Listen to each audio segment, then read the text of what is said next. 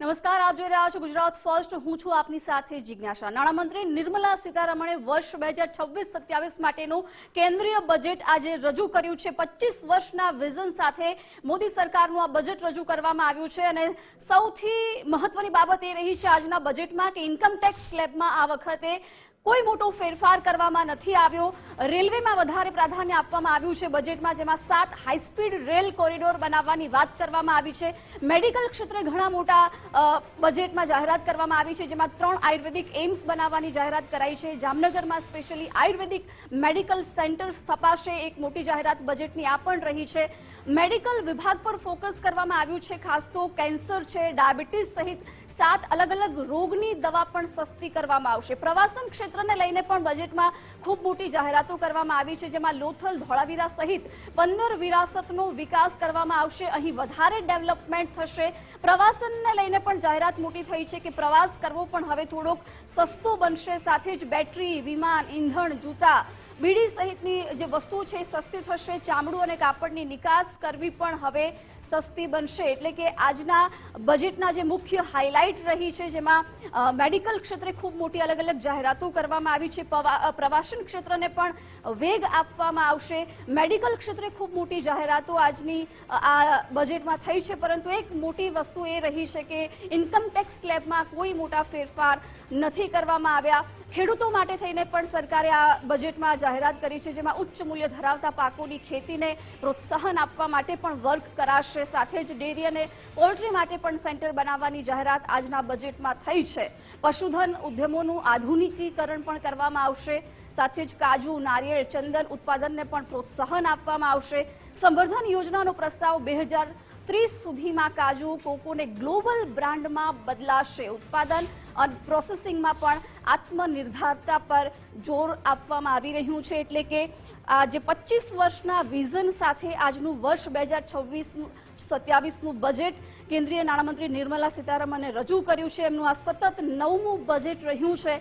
ખાસ ઇન્કમટેક્સ સ્લેબમાં કોઈ મોટા ફેરફાર નથી કરવામાં આવ્યા, પરંતુ અલગ અલગ રીતે આત્મનિર્ભર ભારતનું જે આપણે ખાસ જે અભિયાન હાથ ધરવામાં આવી રહ્યું છે એને ધ્યાનમાં રાખતા અનેક મોટી જાહેરાતો આજના આ બજેટમાં કરવામાં આવી છે. જે વર્ષો પહેલા જે રેલવે બજેટ અલગથી રજૂ કરવામાં આવતું હતું, પરંતુ જે કમ્બાઇન થયું ત્યાર પછી પણ રેલવેને લઈને એક પછી એક મોટા ફેરફારો અથવા સતત વેગ મળી રહ્યો છે. વંદે ભારતની આપણે વાત કરીએ કે સતત વંદે ભારત ટ્રેનોમાં વધારો કરવામાં આવ્યો છે પાછલા કેટલાક વર્ષોમાં.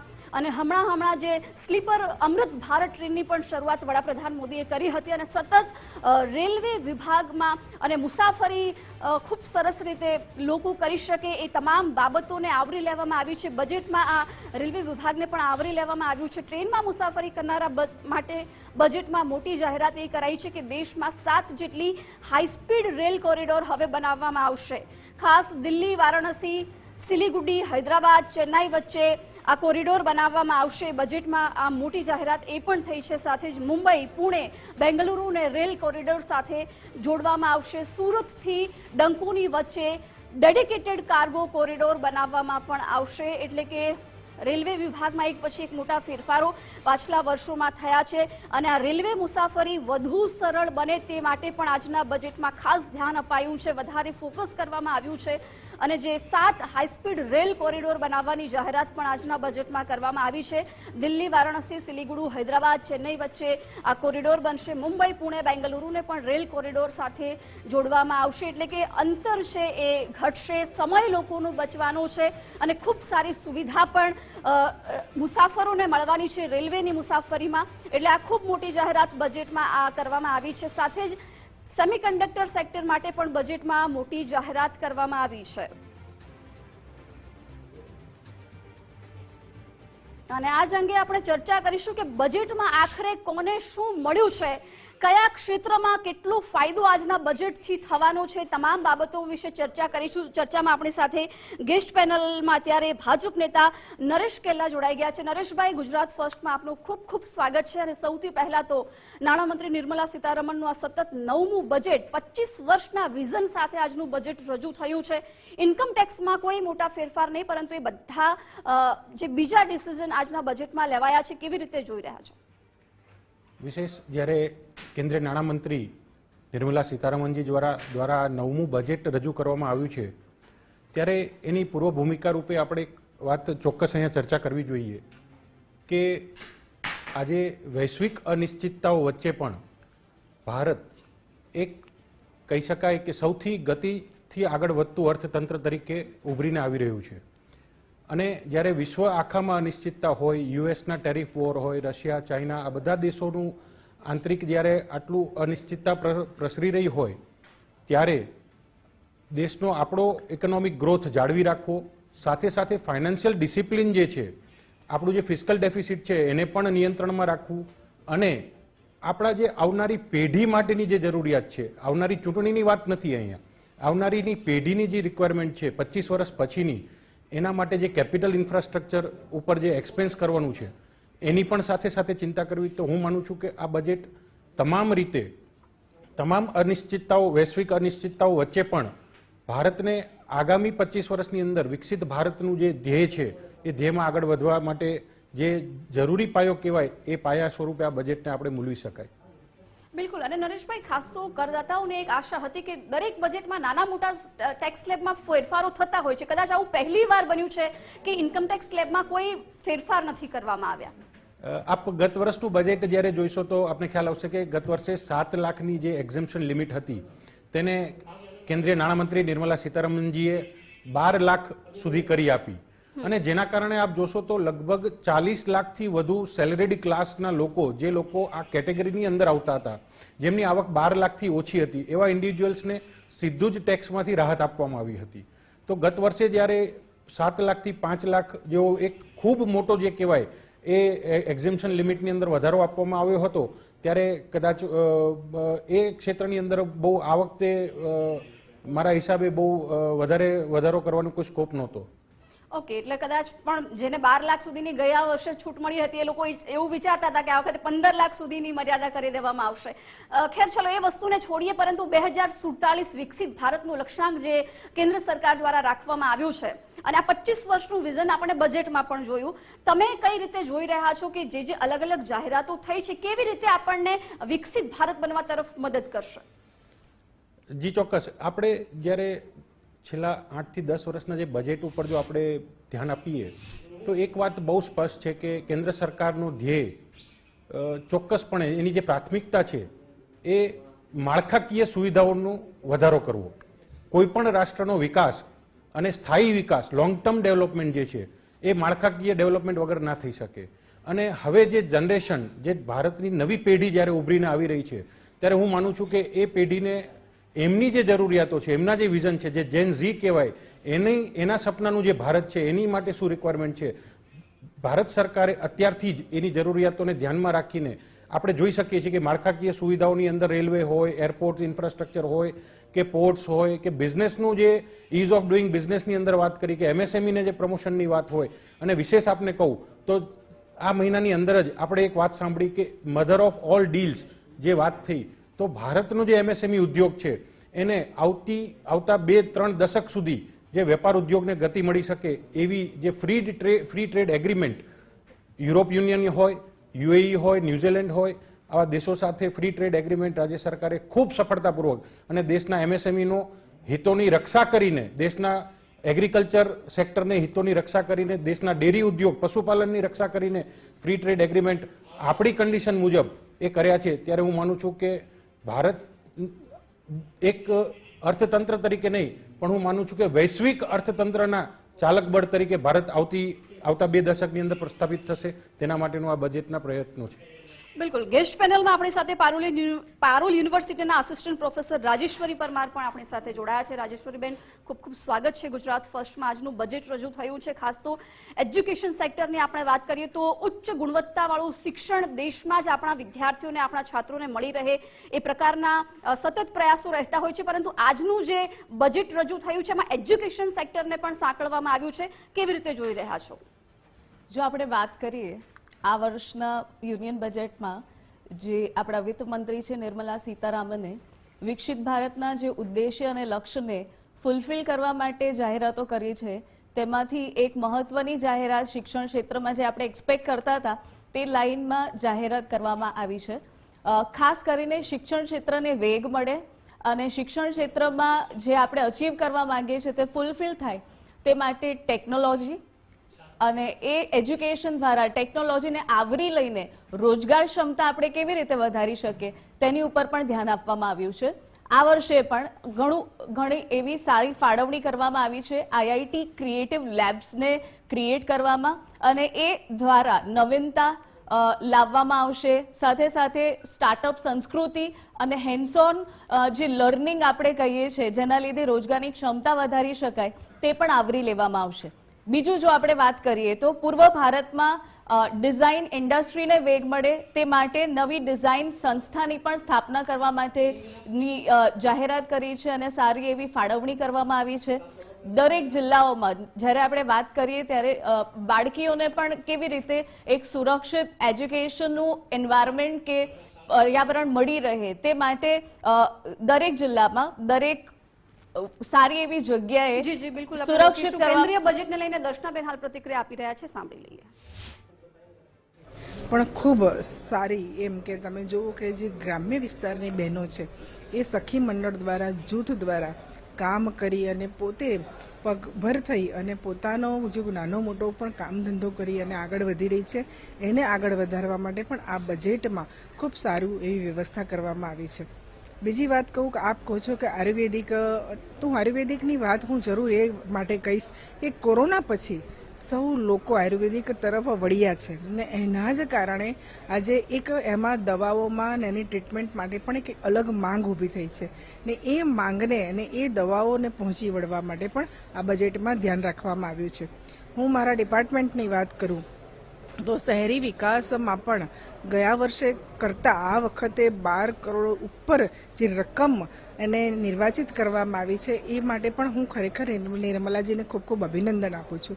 હું ગુજરાતની વાત કરું ને એમાં પણ અમદાવાદની વાત કરું તો ગુજરાતમાં અને અમદાવાદમાં જે કોમનવેલ્થ આવવાનું છે તો એમાં રમતગમત ક્ષેત્રે નવા સ્પોર્ટ સંકુલ તૈયાર થાય અને એ ટાઈપનું આખું એક સિટી તૈયાર થાય, રોડ રસ્તા એને સારું એન્વાયરમેન્ટ ઊભું થાય એના માટે પણ આ બજેટમાંથી ખૂબ સારું ધ્યાન રાખવામાં આવ્યું છે.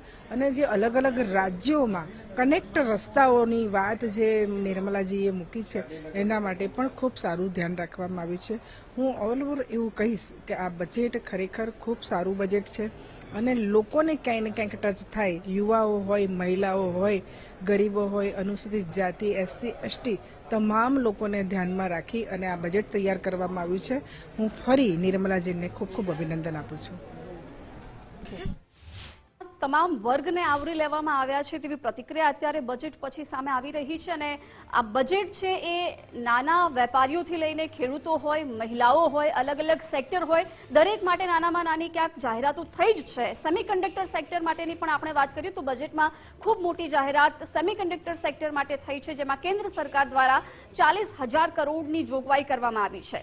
રેર અર્થ મિનરલ કોરિડોરથી દેશના 4 અલગ અલગ રાજ્ય જોડાશે, જેમાં ઓડિશા, કેરળ, આંધ્રપ્રદેશ અને તમિલનાડુને આનો સીધો લાભ મળવાનો છે. રીમા આત્મનિર્ભરતા તરફ ભારતનું આ મોટું કદમ છે. હાલ 90% રેર અર્થ મિનરલ્સ ચીનથી આયાત થાય છે અને આ મિશન અંતર્ગત રેર અર્થ મિનરલ્સ પર કામગીરી પણ ચાલુ છે. ત્યારે આ ખૂબ મોટી જાહેરાત બજેટમાં સેમિકન્ડક્ટર સેક્ટર માટે કરવામાં આવી છે અને 40,000 કરોડની જોગવાઈ આની માટે થઈને કરવામાં આવી છે. દેશના 4 રાજ્યો ઓડિશા, કેરળ, આંધ્રપ્રદેશ અને તમિલનાડુને આનો સીધો લાભ મળવાનો છે. મિશન અંતર્ગત રેર અર્થ મિનરલ્સ પર કામગીરી અત્યારથી જ ચાલુ છે. આગળના વર્ષોને ધ્યાનમાં રાખતા આજના બજેટમાં ઘણી મોટી જાહેરાતો થઈ છે. આરોગ્ય ક્ષેત્ર માટે પણ આજના કેન્દ્રીય બજેટમાં ખૂબ મોટી જાહેરાત નાણામંત્રીએ કરી છે, જેમાં દેશમાં 3 નવી આયુર્વેદ એમ્સ બનાવવામાં આવશે. અત્યાર સુધી દેશના અલગ અલગ મોટા જિલ્લાઓમાં એમ્સની સ્થાપના થઈ છે, પરંતુ હવે સરકારે જે પ્રકારે આયુર્વેદ પર ફોકસ કર્યું છે, આપની પ્રાચીન સંસ્કૃતિ છે, આયુર્વેદ પર વધારે ફોકસ કરવામાં આવી રહ્યું છે અને ખાસ જામનગરમાં WHO કેન્દ્રને અપગ્રેડ કરવાની જાહેરાત કરવામાં આવી છે. વિશ્વ આરોગ્ય સંસ્થાનું એક કેન્દ્ર જામનગર ખાતે બનશે, અપગ્રેડ કરવાની જાહેરાત કરાઈ છે અને ખાસ તો કેન્સરની બીમારીનો માટેનું સતત પ્રમાણ વધ્યું છે ત્યારે કેન્સરની સારવાર કરાવવી કેટલેક અંશે મોંઘી પડતી હતી, પરંતુ હવે કેન્સર સહિતની 17 એવી અલગ અલગ ગંભીર બીમારીઓ છે કે જેની દવા પણ સસ્તી થશે. 5 વર્ષમાં 1 લાખ એલિડ હેલ્થ પ્રોફેશનલ જોડવામાં આવશે. 1.50 લાખ કેરગીવર્સને તાલીમબદ્ધ કરવાની જાહેરાત પણ આજના બજેટમાં કરવામાં આવી છે. NIMH HASN2ના સેટઅપની પણ બજેટમાં જાહેરાત કરવામાં આવી છે. જિલ્લા હોસ્પિટલોની ક્ષમતા પણ 50% સુધી વધારવામાં આવશે. સાથે જ 5 ક્ષેત્રીય મેડિકલ સેન્ટર ખોલવાની પણ સરકારે યોજના બનાવી છે. મેડિકલ ટુરિઝમને પણ કેન્દ્ર સરકાર પ્રોત્સાહન આપશે અને આ માટે બજેટમાં મોટી જાહેરાત કરવામાં આવી છે. સાથે જ હવે જ્યારે ચર્ચાને પણ આપણે આગળ વધારીશું. રાજેશ્વરીબેન, તમે એજ્યુકેશન સેક્ટરની વાત કરી રહ્યા હતા, એટલે એજ્યુકેશન સેક્ટરમાં તો ખૂબ મોટી જાહેરાતો બજેટમાં થઈ છે. આપણે મેડિકલની પણ થોડીક વાત કરી લઈએ, કારણ કે એમ્સ અલગ અલગ જિલ્લાઓમાં અત્યાર સુધી સ્થાપવામાં આવી છે. જે પ્રકારે આયુર્વેદ પર પણ ફોકસ કરવામાં આવ્યું છે, દવાઓ સસ્તી થવાની છે કેન્સર સહિતની, કેવી રીતે જોઈ રહ્યા છો? જો મેડિકલ ક્ષેત્રની ફાળવણીની વાત કરવામાં આવે તો આ વર્ષે ઘણી એવી સારું યોગદાન અને ફાળવણી થઈ છે. પહેલી વાત કરીએ તો બાયોફાર્મા શક્તિનું જાહેરાત કરવામાં આવી છે, જેમાં ઓલમોસ્ટ 10,000 કરોડનું પેકેજ નિર્મલા સીતારામનજીએ જાહેર કર્યું છે, જે આગામી 5 વર્ષમાં આવરી લેવામાં આવશે.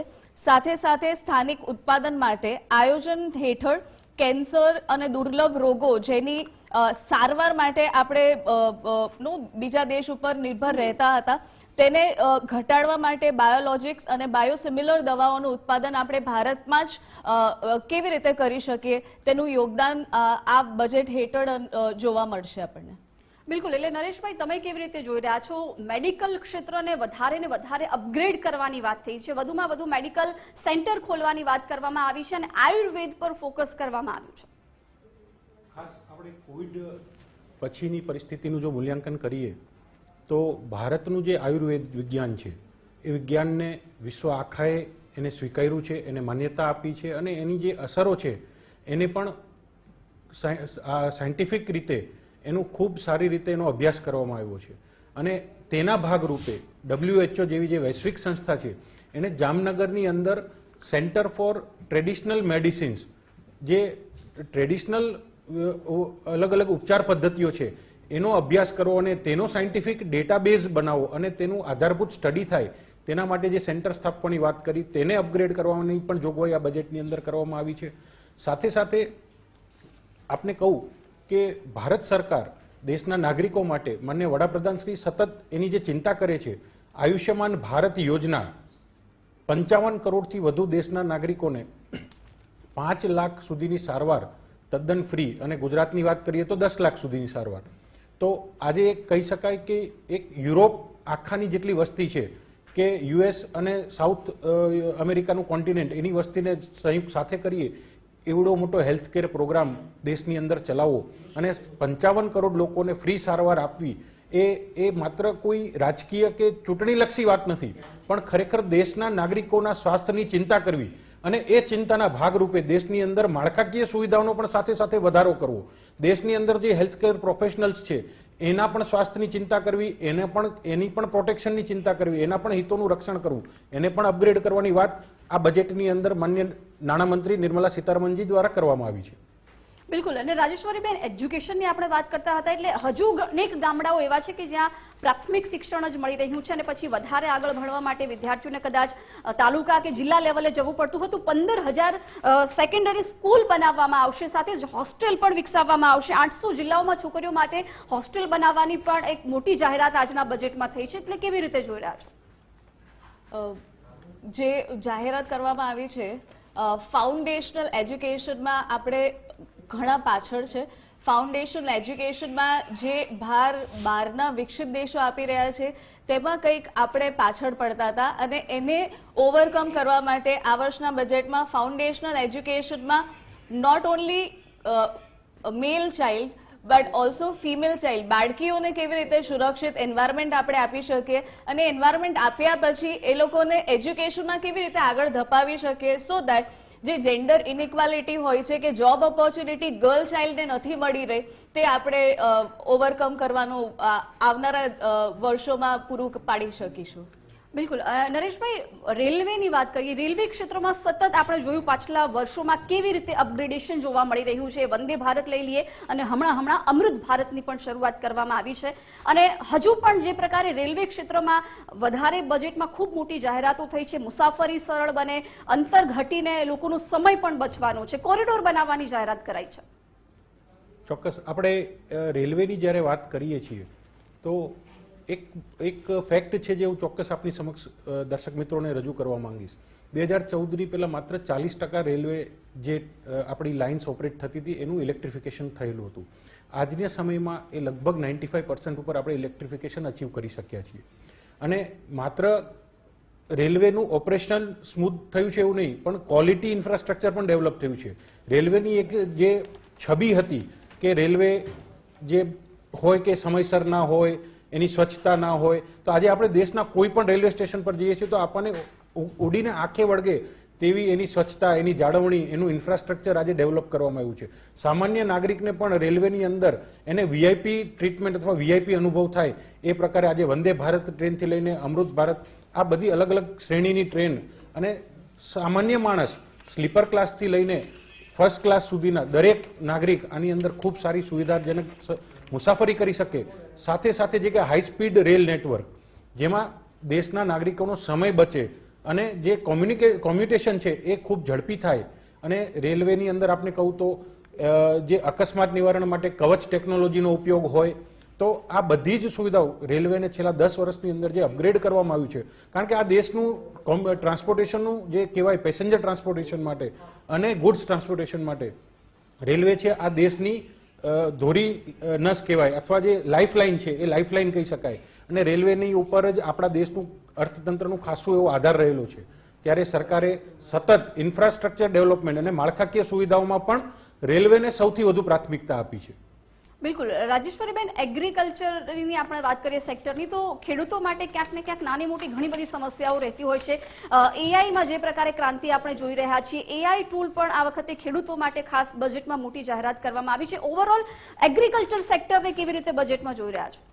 ઓકે, આ વર્ષે કેન્દ્રીય બજેટમાં જે ઇનોવેશન્સ આવી રહ્યા છે ટેકનોલોજીકલ ક્ષેત્રે, જે એઆઈ આવી રહ્યું છે, એનાથી આપણે એગ્રીકલ્ચરનો પાક કે ઉત્પાદન કેવી રીતે વધારી શકીએ તે માટે આપણે ટેકનોલોજી ઉપર ધ્યાન આપ્યું છે અને એમાં જોગવાઈઓ અને ફાળવણી કરવામાં આવી છે. જો ખાસ કરીને હું વાત કરું તો ટેકનોલોજી અને એઆઈનો ઉપયોગ કરીને મલ્ટીલિંગ્વિડ ક્ષેત્રે, જેમાં ઘણી બધી ભાષાઓમાં ખેડૂતોને એઆઈ દ્વારા કેવી રીતે ઉત્પાદન માટે સપોર્ટ મળી રહે, સ્થાનિક ભાષાઓમાં પાક આયોજન હોય કે હવામાન વિશેની જાણકારી મેળવવી હોય, તે તમામ માહિતી ટેકનોલોજી અને એઆઈનો ઉપયોગ કરીને આપણા ખેડૂતો મેળવી શકશે. સાથે સાથે એગ્રી પબ્લિક ઇન્ફ્રાસ્ટ્રક્ચર દ્વારા ખેડૂતોના જે જમીન રેકોર્ડ છે કે લોન સુવિધાની યોજનાઓ વિશે જો તેમને અવગત ન થતા હોય તો આ વર્ષે એ બધી વ્યવસ્થાઓ દ્વારા અને જોગવાઈઓ દ્વારા તેમને આવરી લઈશું આપણે. બિલકુલ, એટલે બજેટમાં અલગ અલગ સેક્ટર માટે ખૂબ સારી જાહેરાતો આ વખતે થઈ છે, પરંતુ કન્ટેન્ટ ક્રિએટર્સ માટે પણ આજના બજેટમાં ખૂબ ધ્યાન રાખવામાં આવ્યું છે. આપણને ખબર છે કે અત્યારે જે પ્રકારે સોશિયલ મીડિયાનો જમાનો છે અને ઘણા બધા ક્રિએટર્સ છે પોતાના કન્ટેન્ટ થકી રોજગારી મેળવી રહ્યા છે, અને ખૂબ સારી બાબત આજના કેન્દ્રીય બજેટમાં એ રહી છે કે કન્ટેન્ટ ક્રિએટર્સને પણ ધ્યાનમાં લેવાયા છે. 10 લાખ ગેમિંગ એક્સપર્ટ્સને પણ નોકરી આપવામાં આવશે. એવીસીજી કન્ટેન્ટ ક્રિએટર લેબ સ્થાપવામાં આવશે. 15,000 સ્કૂલ અને 500 કોલેજોને પણ આમાં સમાવવામાં આવશે. આઈઆઈસીટી મુંબઈ દ્વારા તાલીમ પણ આપવામાં આવશે. એઆઈ અને ટેકનોલોજી પર ભાર મૂકવામાં આવ્યો છે. એ આજના બજેટની ખૂબ મોટી વાત છે, કારણ કે કન્ટેન્ટ ક્રિએટર્સની આપણે જ્યારે વાત કરી રહ્યા છીએ, હવે એમને તાલીમ પણ આપવામાં આવશે. કન્ટેન્ટ થકી ક્રિએટર્સ છે આજે રોજગારી મેળવતા થયા છે. એઆઈમાં જે પ્રકારે ક્રાંતિ જોવા મળી રહી છે, ટેકનોલોજી સતત અપગ્રેડ થઈ રહી, આ બધી જ બાબતોને આજના કેન્દ્રીય બજેટમાં આવરી લેવામાં આવ્યું છે. આઈઆઈસીટી મુંબઈ દ્વારા તમામને તાલીમ આપવામાં આવશે, એટલે કે કન્ટેન્ટ ક્રિએટર્સ માટે હવે 15,000 સ્કૂલ પણ બનાવવામાં આવશે. 500 જેટલી કોલેજોને પણ સમાવવામાં આવશે. એઆઈ અને ટેકનોલોજી પણ વિશેષ ભાર મૂકવામાં આવી રહ્યો છે. 10 લાખ ગેમિંગ એક્સપર્ટને પણ નોકરી આપવામાં આવશે, એટલે કે રોજગારી મળી રહે, બેરોજગારી ઓછી થાય, એ તમામ બાબતો ઉપર પણ આજના કેન્દ્રીય બજેટમાં ધ્યાન આપવામાં આવ્યું છે. ખાસ તો એઆઈને લઈને વિશેષ ધ્યાન આપવામાં આવી રહ્યું છે. ટેકનોલોજી પર વિશેષ ભાર મુકાયો છે. ગુજરાતના નાણામંત્રીએ કેન્દ્રના બજેટને આવકાર્યું છે. સર્વાંગી વિકાસને ધ્યાનમાં લઈને બજેટ રજૂ કરાયું હોવાનું કનુભાઈએ જણાવ્યું. કનુભાઈ દેસાઈએ કહ્યું બજેટમાં ગુજરાત માટે પણ ઘણી બધી જાહેરાતો થઈ છે. એમાં એક મોટી જાહેરાત એ છે કે જામનગરમાં આયુષ પાર્કની સ્થાપના થવાની છે. સાથે જ ધોળાવીરાનો વિકાસ થશે. એ પણ એક મોટી જાહેરાત ગુજરાત માટે આજના કેન્દ્રીય બજેટમાં રહી છે. ગુજરાતનો વિકાસ આગળ વધશે અને યુવાનોને પણ રોજગારી મળવાની છે. કનુભાઈ દેસાઈએ શું કહ્યું છે બજેટને લઈને, શું પ્રતિક્રિયા આપી છે, સાંભળીએ. ખેડૂતો, યુવાનો, ગરીબો અને મહિલાઓને અનુલક્ષીને અનેકવિધ આયોજનો કરવામાં આવ્યા અને એમાં ખાસ કરીને ગુજરાત માટે જોઈએ તો જામનગર આયુષ પાર્કમાં એની ઘણી બધી વ્યવસ્થાઓ વિકસાવવામાં આવશે અને એને કેન્દ્ર સરકાર તરફથી સહાય મળશે. હેરિટેજ સિટી જોઈએ તો ધોળાવીરાને એક આગવી રીતે એને વિકસાવવાનું આયોજન કરવામાં આવ્યું છે. તે જ રીતે દરેક જિલ્લામાં એક મહિલાની હોસ્ટેલ બનાવવામાં આવશે. એના લીધે પણ સમગ્ર ગુજરાતના દરેક જિલ્લાઓને આનો લાભ મળશે અને સાથે સાથે જે ફાર્મા બાયો પાર્ક એટલે ફાર્માને જે પ્રોત્સાહન આપવા માટે 10,000 કરોડનું એક નવું પેકેજ જાહેર કર્યું છે. એમાં ગુજરાત સમગ્ર દેશમાં ફાર્મામાં નંબર 1 ધરાવે છે. દેસાઈએ જે કહ્યું કે કેન્દ્રીય બજેટને એ આવકારી રહ્યા છે. ગુજરાત માટે પણ અલગ અલગ જાહેરાતો આજના કેન્દ્રીય બજેટમાં થઈ છે. સર્વાંગી વિકાસને ધ્યાનમાં રાખતા આજનું બજેટ રજૂ કરવામાં આવ્યું છે. ખાસ તો જામનગરમાં આયુષ પાર્કની સ્થાપના થશે અને ધોળાવીરાનો વિકાસ કરવામાં આવશે. ગુજરાતનો વિકાસ આગળ વધશે, રોજગારી પણ વધશે, યુવાનોને નોકરી મળવાની છે. એ જાહેરાતો આજના બજેટમાં ગુજરાત માટે થઈને આ બે ખૂબ મોટી જાહેરાત છે. ઓવરઓલ તમામ સેક્ટરને આવરી લેવામાં આવ્યા છે. આપણી સાથે ગેસ્ટ પેનલમાં આર્થિક વિશ્લેષક બિપિનભાઈ ઠક્કર પણ જોડાઈ ગયા છે. બિપિનભાઈ, ગુજરાત ફર્સ્ટમાં આપનું ખૂબ ખૂબ સ્વાગત છે. વર્ષ 2026-27નું કેન્દ્રીય બજેટ આજે રજૂ થયું. 25 વર્ષના વિઝન સાથેનું આ બજેટ કેન્દ્ર સરકાર ગણાવી રહી છે. ત્યારે શું લાગી રહ્યું છે અલગ અલગ સેક્ટર માટે જે જાહેરાતો જોઈ છે, કેવી રીતે આપણે આ જોઈ રહ્યા છે બજેટને? આ બજેટમાં મુખ્યત્વે ઇન્ફ્રાસ્ટ્રક્ચર છે, પછી જે વુમેન્સ ડેવલપમેન્ટ માટે છે, એસએચજી ગ્રુપો માટે છે, તેમજ એમએસએમઈ માટે, અને આ બીજું જેમ કે નાણામંત્રી ગુજરાતના કીધું કે ભાઈ ધોળાવીરાના વિકાસ માટે દરેક જિલ્લામાં મહિલા હોસ્ટેલ છે અને આયુર્વેદિક પાર્ક જે છે એ જામનગરમાં છે. ફાર્મા પાર્ક માટે એક આખું એક પ્રાવધાન કરવામાં આવ્યું છે. અને બીજું રાજકોટમાં એમએસએમઈનો જે છે એ જે 2.5 લાખ જેટલા એમએસએમઈ છે એને મુખ્યત્વે આ બજેટથી ફાયદો થશે એવો સ્પષ્ટપણે નિર્દેશ આપ્યો છે.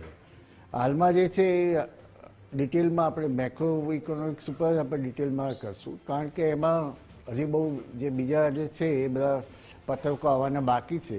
એ પ્રમાણે જોઈએ તો ગુજરાતને જે છે એક બાજુ રેલવે ઇન્ફ્રાસ્ટ્રક્ચર જે એમને જાહેરાત કરી છે મુખ્યત્વે કે 7 નવા રેલવે કોરિડોર બનશે. તો એ જે છે જેમ કે આપણે ગુજરાતમાં એક આપણે જે દિલ્હી મુંબઈ કોરિડોર છે એ સિવાય જે છે આ કોરિડોરનો લાભ મળે છે કે કેમ એ જોવાનું રહે. અને એમ્પ્લોયમેન્ટ માટે જેમ આપણે વાત કરી કે કન્ટેન્ટ રાઇટિંગ માટે દરેક સ્કૂલોમાં એમને જે પણ પ્રાઇમરી સ્કૂલોમાં જે એમને આખું જે એક વિઝન ડેવલપ કર્યું છે એના માટે એજ્યુકેશન, એન્ટરપ્રેન્યોરશિપ અને એ આખી જે કમિટી નવી રચી છે, જેના કારણે આવનારા સમયમાં જે એઆઈનો ઉપયોગ છે તેમજ સોશિયલ મીડિયાનો ઉપયોગ છે ખૂબ જ વધશે અને એમાં પણ રોજગારી વધશે. અને બીજું જે છે કે ફોરેન ઇન્વેસ્ટરો માટે, ખાસ કરીને એનઆરઆઈ માટે જે એમને પ્રાવધાન કર્યું છે કે એનઆરઆઈની મૂડીઓ જે છે એ ઇન્ડિયામાં આવે એફડીઆઈના સ્વરૂપમાં, અને એ મુખ્યત્વે જે છે કે વધુને વધુ ડેવલપ થાય અને એની ઉપર એમને જે ટેક્સ છે જેમ કે ગિફ્ટ સિટીનું જે છે એમને આમાં હજી ડિટેલમાં આપણે જોવાયું નથી. બાકી ગિફ્ટ સિટી પણ ઇનડાયરેક્ટ રીતે આમાં એનો બેનિફિટ છે એ બતાવ્યો છે. એટલે મને લાગે છે કે ઓવરઓલ હાલમાં જોઈએ તો બીજું એક કોસ્ટલ એરિયા ડેવલપમેન્ટ માટે એમને જે ખાસ એમને સ્કીમો જે રજૂ કરી છે એનો નો ડાઉટ લાભ જે છે એ તામિલનાડુ, આંધ્ર, ઓરિસ્સા અને કેરાલાને થશે એવું સ્પષ્ટપણે દેખાઈ આવે છે. એટલે ગુજરાતને એમાંથી કોસ્ટલ એરિયા જે આપણે જોઈએ કે 1600 કિલોમીટરનો કોસ્ટલ એરિયા છે તો એ ક્યારે આપણને કેટલો ફાયદો થશે એ વિગતવાર જોઈએ પછી જ આપણને ખબર પડે. અને બીજું એમને ખાસ કરીને એક કન્ટેનર એના મેન્યુફેક્ચરિંગ માટેનું જે બહુ મોટું મહત્વનું છે. કારણ કે જો એક્સપોર્ટ વધારવા માટે હાલમાં જે પણ ગુજરાત અને ઇન્ડિયાના જે છે એક્સપોર્ટરો એમને સૌથી વધુ કોસ્ટ જો આપવામાં આવતી હોય તો એ એક્સપોર્ટ માટે કન્ટેનર ફ્રેટ અને એ બહુ જ વધારે પડતી આપવાની થતી હોય. કારણ કે એ મુખ્યત્વે તાઇવાનને ચીન જ બનાવે છે. એટલે એના કારણે જે છે એ લોજિસ્ટિક એટલે કે સપ્લાય ચેન મેનેજમેન્ટ અને લોજિસ્ટિક માટેનો જે ખર્ચો ઓછો થશે તો મને લાગે કે એક્સપોર્ટ જે છે એ વધારવામાં ફાયદો થશે. એટલે નરેશભાઈ, આપણી વિરાસત છે, આપણો ઇતિહાસ છે, એને જાળવવા માટે થઈને આજના બજેટમાં ખૂબ મોટી જાહેરાત થઈ છે. ખાસ તો ધોળાવીરા અને લોથલ સહિતની 15 જેટલી વિરાસતો છે ને ડેવલપ કરાશે, એની જાળવણી માટે બજેટમાં ખાસ જોગવાઈ કરાઈ છે. એટલે કેવી રીતે તમે જોઈ રહ્યા છો આને? દેશના માનનીય વડાપ્રધાન નરેન્દ્ર મોદીજી હંમેશા એમની વાતમાં એક બહુ સ્પષ્ટ સંદેશ એમણે આપ્યો છે કે આપણે વિકાસ તો કરવો જ છે, પણ આપણે આપણું વિરાસત પણ જાળવવી છે. વિકાસ વિરાસતના ભોગે કે આપણા સાંસ્કૃતિક વારસાના ભોગે વિકાસ નથી કરવો, એવો વિકાસ આપણે નથી જોઈતો. આપણે બંને વસ્તુ જાળવીને વિકાસ કરવાનો છે. તો એ જે એમનો વિચાર છે, જે વાત છે, એ આજના બજેટની જે જાહેરાત છે એની અંદર આપણને સ્પષ્ટ રીતે નિર્દેશિત થાય છે કે આપણો જે સાંસ્કૃતિક વારસો છે, જે વિશ્વના ઇતિહાસમાં આપણે જોઈએ તો સૌથી જૂની સભ્યતાઓમાં આપણે એક છીએ. તો એ આપણી જે વિરાસત છે એનું આપણને ગૌરવ થાય નાગરિક તરીકે અને દેશના સિટીઝન તરીકે, અને એ પર્યટનના સ્થળો તરીકે પણ એમનો વિકાસ થાય.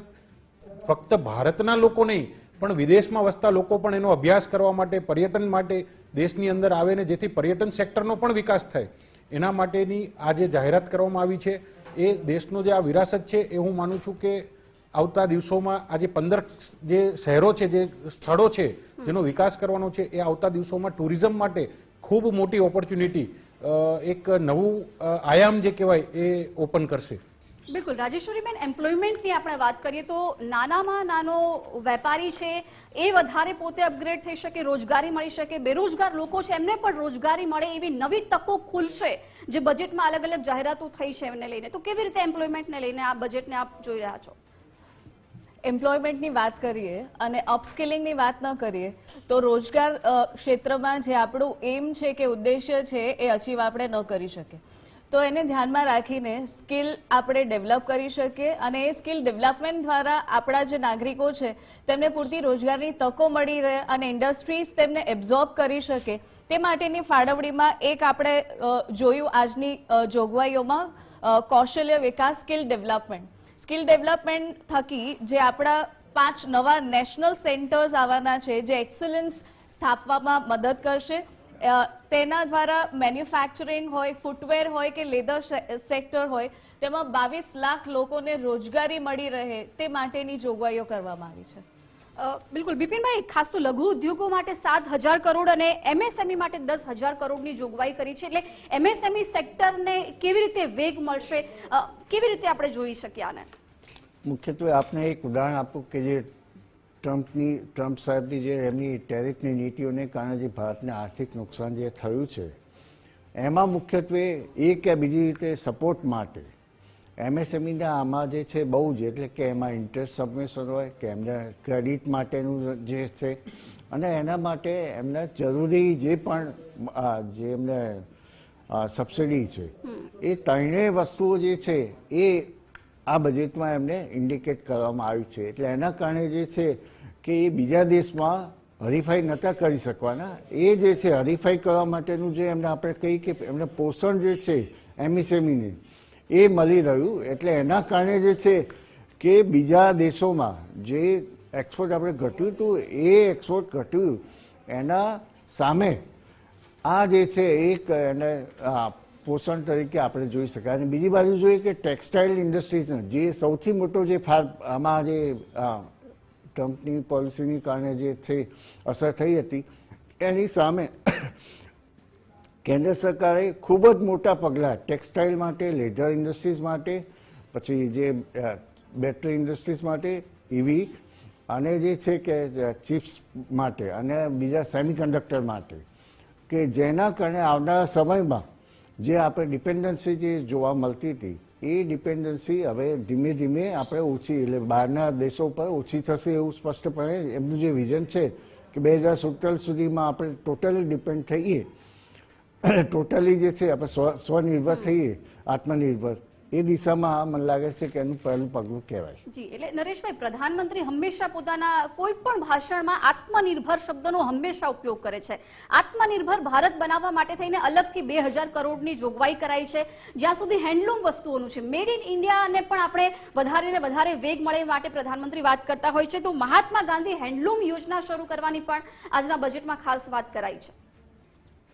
આત્મનિર્ભર ભારતનો જે વિચાર હતો એ વિચાર હું માનું છું કે કોવિડની પહેલાં મૂકવામાં આવેલો, અને એ પછી વિશ્વએ કોવિડ જેવી પરિસ્થિતિનું નિર્માણ થતાં જોયું. અને ત્યારે હું માનું છું કે વિશ્વના દરેક દેશોએ અનુભવ્યું કે કોઈ પણ દેશ જેટલો સેલ્ફ ડિપેન્ડન્ટ હશે એટલું જ આવી જ્યારે અનિશ્ચિત સમયની અંદર એ દેશને બીજા કોઈ દેશ ઉપર ડિપેન્ડન્ટ નહીં રહેવું પડે ત્યારે જ ખરેખર એ પોતાના નાગરિકોનું હિતનું રક્ષણ કરી શકશે. આજે પણ આપણે જ્યારે જોઈએ છીએ કે વૈશ્વિક જ્યારે અનિશ્ચિતતાઓ ચાલી રહી છે, અનેક જગ્યાએ યુદ્ધ જેવી પરિસ્થિતિનું નિર્માણ થઈ રહ્યું છે, જે ગ્લોબલ એક્સપોર્ટ ટ્રેડ છે, જે એના રૂટ્સ છે એના ઉપર ડિસ્ટર્બન્સ ચાલી રહ્યું છે, જેના કારણે જે કહેવાય કે આપણા ઇમ્પોર્ટ્સ અને એક્સપોર્ટ્સ બંનેની અંદર ક્યાંક ને ક્યાંક એની એક એડિશનલ કોસ્ટ લાગી રહી છે. તો આ બધી જ વસ્તુનો જે કહેવાય કે ખૂબ દૂરંદેશીથી જેનો વિચાર કરેલો એમણે કે ભારત દરેક ક્ષેત્રમાં આત્મનિર્ભર હોવું જોઈએ. કોઈ પણ વસ્તુ માટે આપણે બીજા દેશ ઉપર નિર્ધારિત હોઈએ ત્યારે એ દેશ એના ટર્મ્સ ડિક્ટેટ કરે છે, એ દેશની કન્ડિશનથી આપણે એની સાથે કામ કરવું પડે છે. અને આના માટેનો સૌથી પહેલો જે વિચાર કરવામાં આવ્યો પ્રોડક્શન લિંક ઇન્સેન્ટિવ સ્કીમ, જેની અંદર આજથી 6 વર્ષ પહેલા કોર 14 સેક્ટરનું આઈડેન્ટિફાઈ કરવામાં આવ્યા કે જે હાઈ સ્કિલ મેન્યુફેક્ચરિંગ, જે હાયર સ્કેલમાં મેન્યુફેક્ચરિંગ માટે રિક્વાયરમેન્ટ છે, તેવા ફાર્માસ્યુટિકલ્સ, ઓટોમોબાઈલ્સથી લઈને સોલરથી લઈને જે લક્ઝરી ગુડ્સ છે, તો આ બધા સેક્ટર માટે 2,20,000 કરોડનું બજેટ જે તે સમયે ફાળવવામાં આવ્યું. અને જેનું એકમાત્ર તાત્પર્ય હતું કે આપણે આ બધા ક્ષેત્રની અંદર ઉત્પાદનમાં આત્મનિર્ભર બનીએ. આજે આપણે જોઈ શકીએ છીએ કે 2020 લગભગ 16ની પહેલા ભારતની અંદર માત્ર 18,000 કરોડના મોબાઈલ મેન્યુફેક્ચરિંગનું ઉત્પાદન થતું હતું. આજે આપણે 5,60,000 કરોડનું મોબાઈલ મેન્યુફેક્ચરિંગ દેશની અંદર કરીએ છીએ અને આપણે વિશ્વમાં એક્સપોર્ટ કરીએ છીએ. ડિફેન્સની વાત હોય તો ડિફેન્સની અંદર આજે આપણે 850થી વધુ પ્રોડક્ટ વિશ્વના 85 દેશોને આપણે એક્સપોર્ટ કરી રહ્યા છીએ. તો આ જે વાત છે આત્મનિર્ભર ભારત, એ કોઈ ચૂંટણીનો કોઈ સ્લોગન નથી, એ કોઈ રાજકીય સ્લોગન નથી, પણ ખરેખર રાજકીય વિચારથી ઉપર ઉઠીને દેશને સ્વનિર્ભર બનાવવું, દેશને શક્તિશાળી બનાવવું, એના વિચાર સાથે ભારતીય જનતા પાર્ટીની સરકાર માનનીય નરેન્દ્ર મોદીજીના નેતૃત્વ હેઠળ કામ કરી રહી છે. બિલકુલ, આત્મનિર્ભર બનાવવાની સાથે સાથે બજેટમાં ખાસ તો ભારત સશક્ત બને, કોઈની પર નિર્ભર ન રહેવું પડે, એ ભલે કોઈ પણ સેક્ટર હોય. સંરક્ષણ માટે પણ મોદી સરકારે આજના બજેટમાં ખૂબ મોટી જાહેરાત કરી છે. સંરક્ષણ વિભાગ માટે ₹7.8 લાખ કરોડની આજના કેન્દ્રીય બજેટમાં જાહેરાત કરાઈ છે. ₹2.19 લાખ કરોડ આધુનિકીકરણ પાછળ વાપરવામાં આવશે. સંરક્ષણ મૂડી બજેટમાં 1.80 લાખ કરોડનો વધારો કરવામાં આવ્યો છે. તૈયારી ઉપકરણ ખરીદીને વધુ મજબૂત બનાવવામાં આવશે. એટલે ખૂબ મોટી જાહેરાત આજના આ કેન્દ્રીય બજેટમાં સંરક્ષણ ક્ષેત્રે પણ કરાઈ છે. ₹7.8 લાખ કરોડની ફાળવણી કરાઈ છે. ₹2.19 લાખ કરોડ આધુનિકીકરણ પાછળ વાપરવામાં આવશે. બજેટમાં સંરક્ષણ મૂડી બજેટમાં 1.80 લાખ કરોડનો વધારો કરવામાં આવ્યો છે. તૈયારી ઉપકરણ ખરીદીને પણ વધુ મજબૂત બનાવવામાં આવશે. વર્ષ 2026-27નું આ બજેટ રજૂ થયું. બજેટને લઈને અમદાવાદ શહેર ભાજપ પ્રમુખે પણ નિવેદન આપ્યું. મહિલા, ગરીબ, પીડિત અને મધ્યમ વર્ગીય તમામ લોકોને આ બજેટમાં આવરી લેવામાં આવ્યા છે. આત્મનિર્ભર ભારત તરફ દેશને લઈ જતું આ બજેટ, અમદાવાદ શહેર ભાજપ પ્રમુખે જણાવ્યું. આઈટી, વેલ્થ, વેલફેરનો પાયો નાખતું આ બજેટ હોવાનું પણ તેમણે જણાવ્યું છે. શું પ્રતિક્રિયા આપી છે, સાંભળીએ.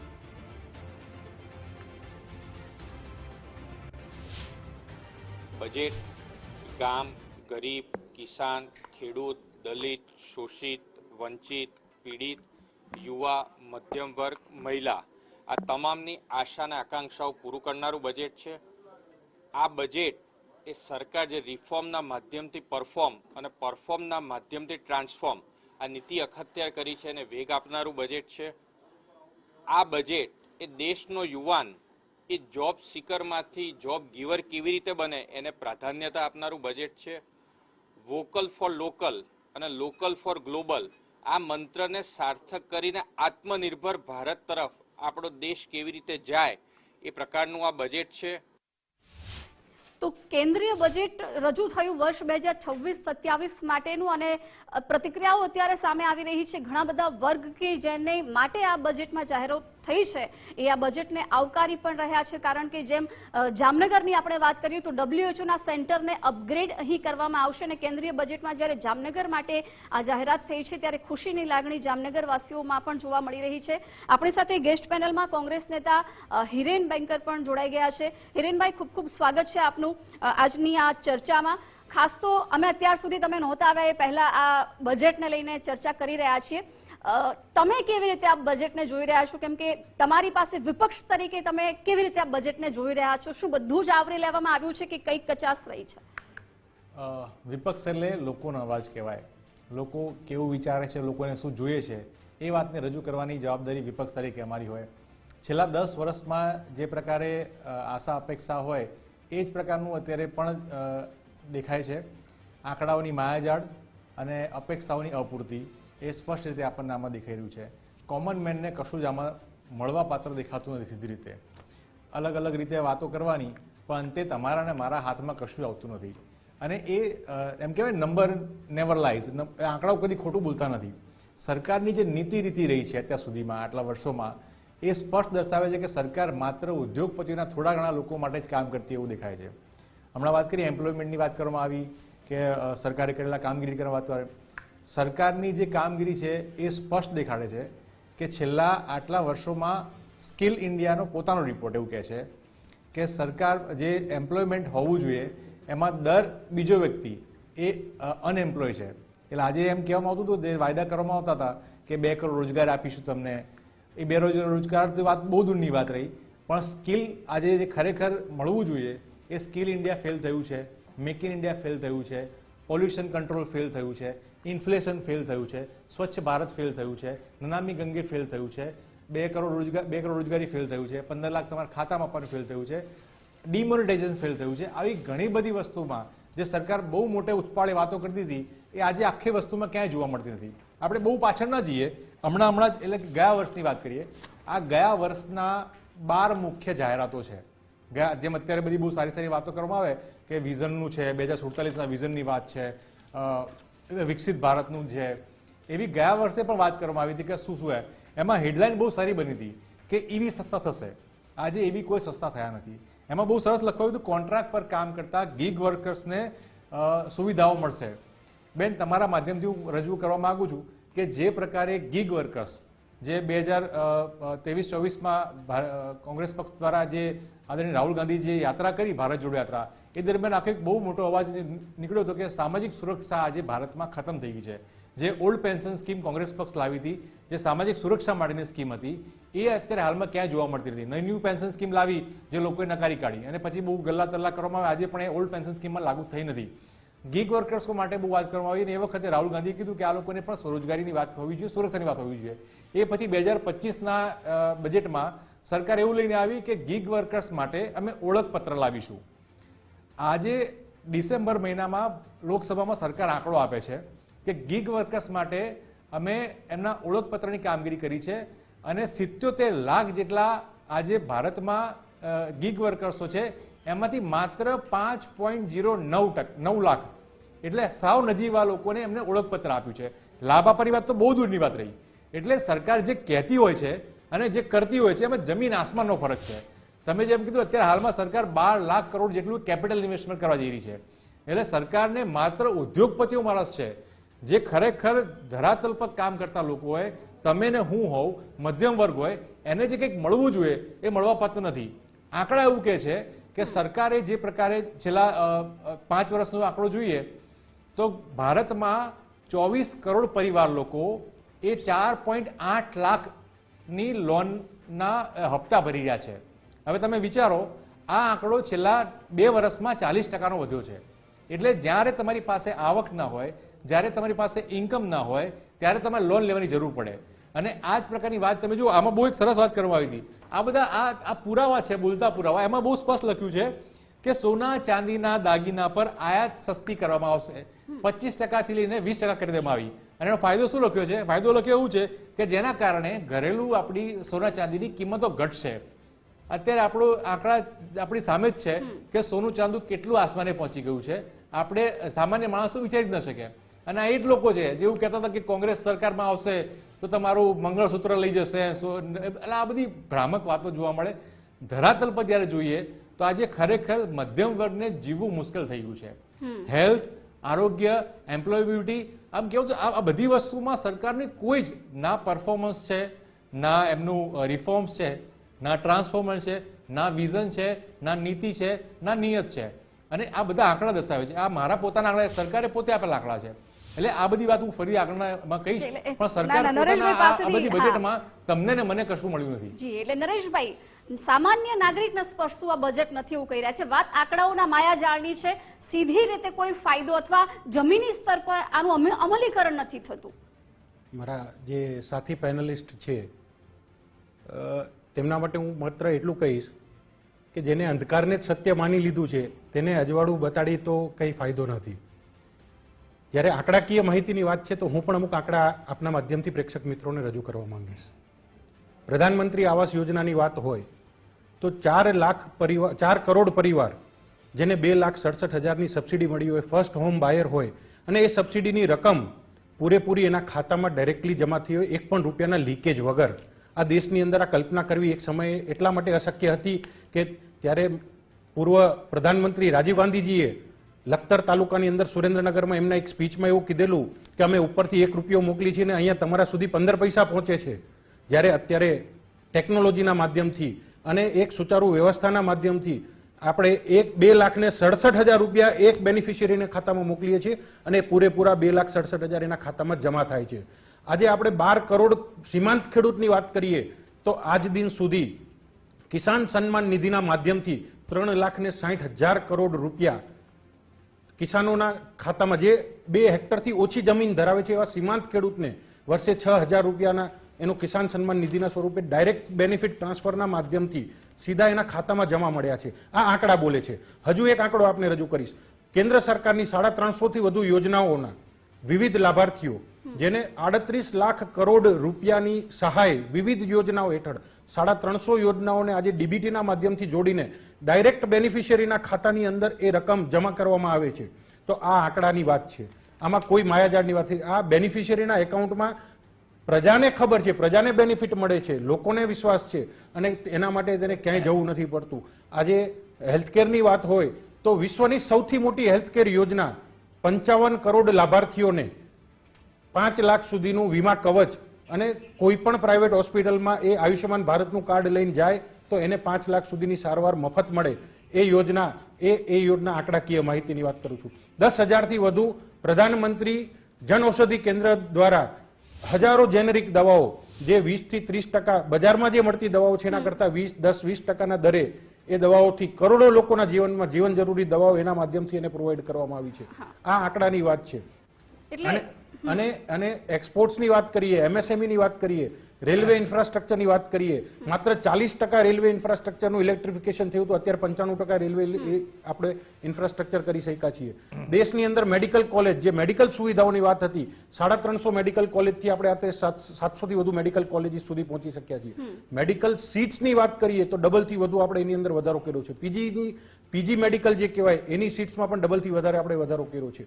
તો જે આંકડાકીય વાત છે એ ઓન પેપર છે, જેને કોઈ નકારી શકતું નથી. પણ એના માટે હું માનું છું કે એક જે કહેવાય કે સ્પષ્ટ અને ક્લિયર માઇન્ડસેટથી કોઈ પણ જાતના જે કહેવાય કે બાયસ એપ્રોચથી જોઈએ તો મારા સાથી પેનલિસ્ટને હું ક્યારેય કન્વિન્સ નહીં કરી શકું. એટલે હિરેનભાઈ, મારો સવાલ એ જ છે કે ચલો આજે બજેટમાં જે જાહેરાત થઈ એ એક જ વર્ષની અંદર આપણને એનો ફાયદો દેખાવા લાગે એવું ના હોય. ઘણી બધી જાહેરાતો લાંબા ગાળાની હોય તો આપણને વર્ષો પછી એનો ફાયદો દેખાય એવું બી હોઈ શકે. 100% એગ્રી.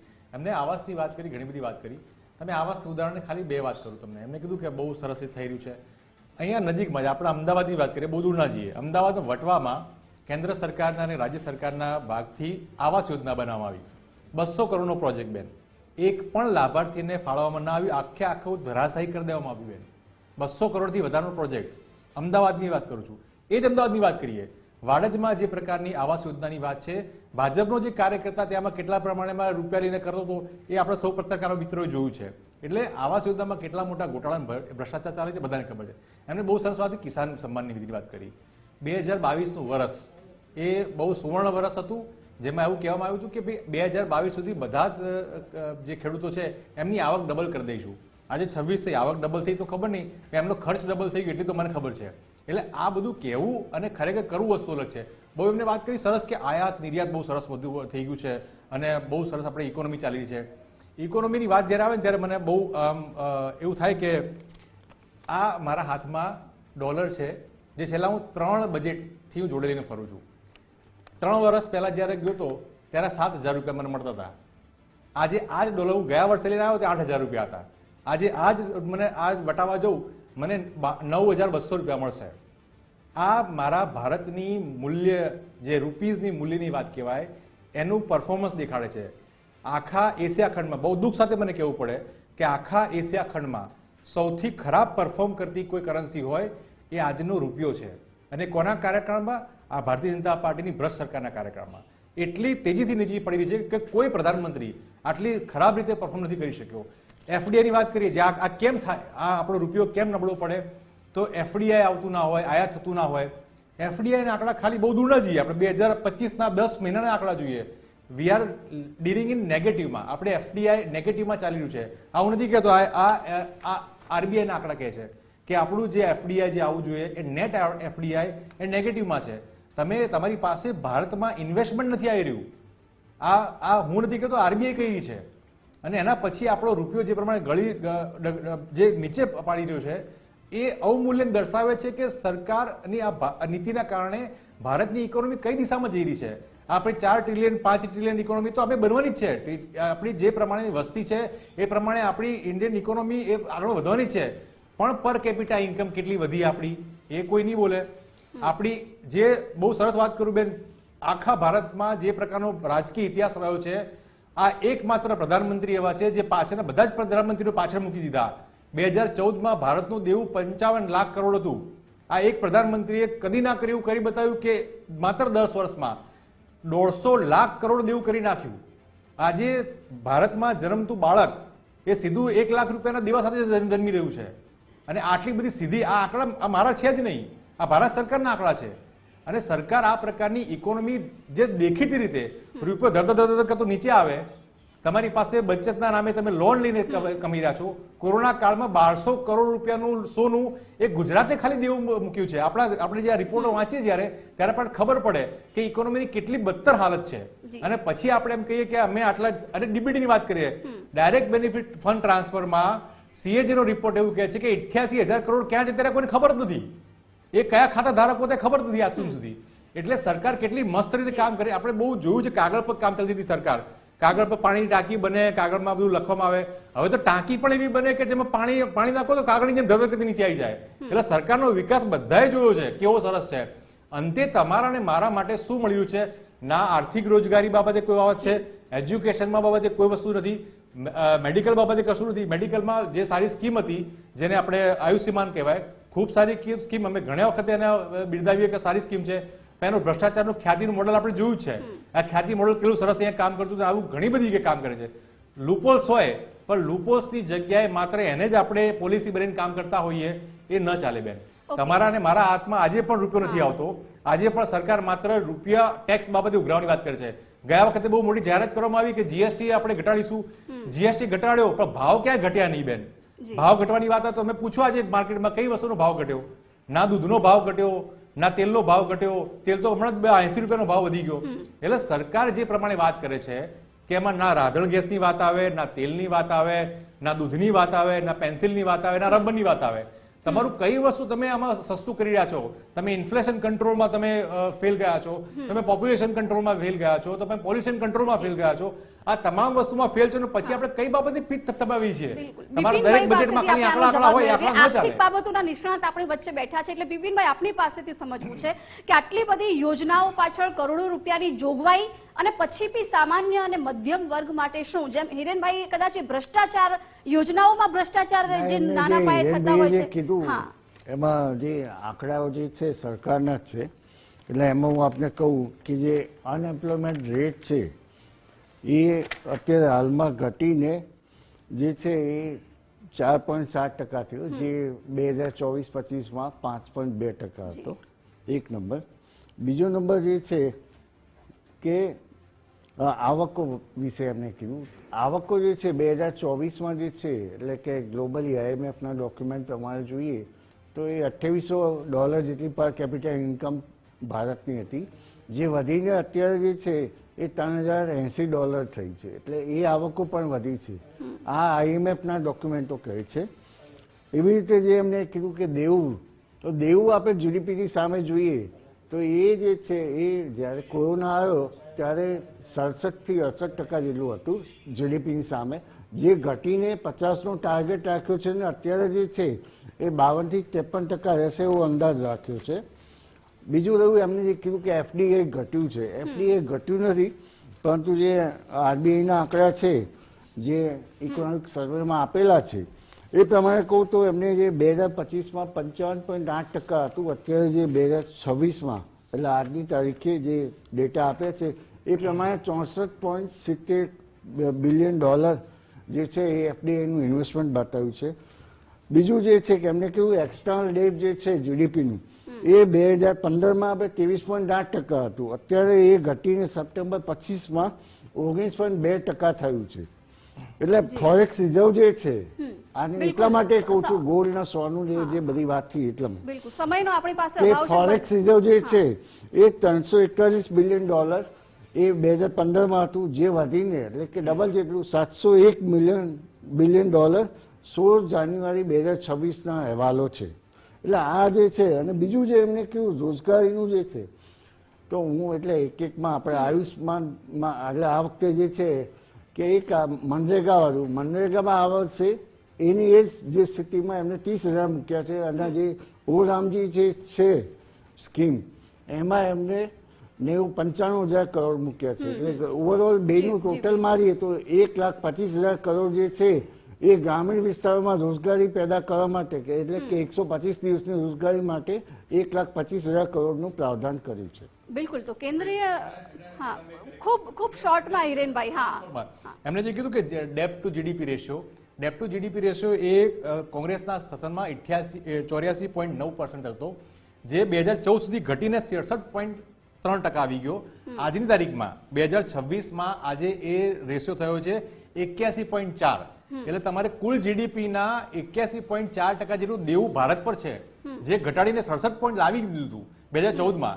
એટલે આજે પણ સરકાર દેવામાં ચાલી રહી છે. સરકારનો દેવાનો આંકડો ખરેખર બહુ મોટો છે અને એ દીવાની સામે તમને મને કશું નથી. હા હિરેનભાઈ, રોકું છું. એક મહત્વના સમાચાર કેન્દ્રીય બજેટને લઈને ગૃહમંત્રી અમિતભાઈ શાહે પ્રતિક્રિયા આપી છે. તેમણે આ બજેટને આવકાર્યું છે. કહ્યું આત્મનિર્ભર વિકસિત ભારત સરકારનો સંકલ્પ છે. દરેક વર્ગ નાગરિકને સશક્ત બનાવવાની આ સ્પષ્ટ બ્લુપ્રિન્ટ છે. આગામી 25 વર્ષનો રોડમેપ દર્શાવનારું બજેટ છે. યુવા, મહિલા, ખેડૂતોને શક્તિ આપનારું આ બજેટ હોવાનું કેન્દ્રીય ગૃહમંત્રી અમિતભાઈ શાહે જણાવ્યું છે. શું કહ્યું છે સાંભળીએ. તો આગામી 25 વર્ષનો રોડમેપ દર્શાવનારું આ બજેટ હોવાનું કેન્દ્રીય ગૃહમંત્રી અમિતભાઈ શાહે જણાવ્યું છે. દરેક વર્ગ નાગરિકને સશક્ત બનાવવાની આ સ્પષ્ટ બ્લુપ્રિન્ટ હોવાનું તેમણે જણાવ્યું. આત્મનિર્ભર પર વધારે ફોકસ કરાયું છે. વિકસિત ભારત સરકારનો આ સંકલ્પ છે. કેન્દ્રીય બજેટ વર્ષ 2026-27 માટે રજૂ કરવામાં આવ્યું છે. કેન્દ્રીય નાણામંત્રી નિર્મલા સીતારમણે આજે પોતાનું સતત 9મું બજેટ રજૂ કર્યું છે.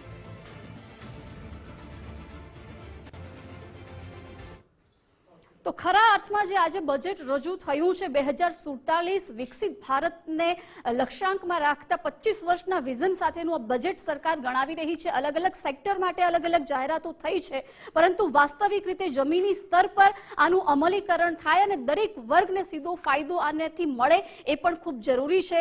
ચર્ચા આજે આપણે કરી. હિરેનભાઈ, બિપિનભાઈ, નરેશભાઈ અને રાજેશ્વરીબેન, આપ ચારેય ચર્ચામાં જોડાયા. ખૂબ ખૂબ આભાર આપનો.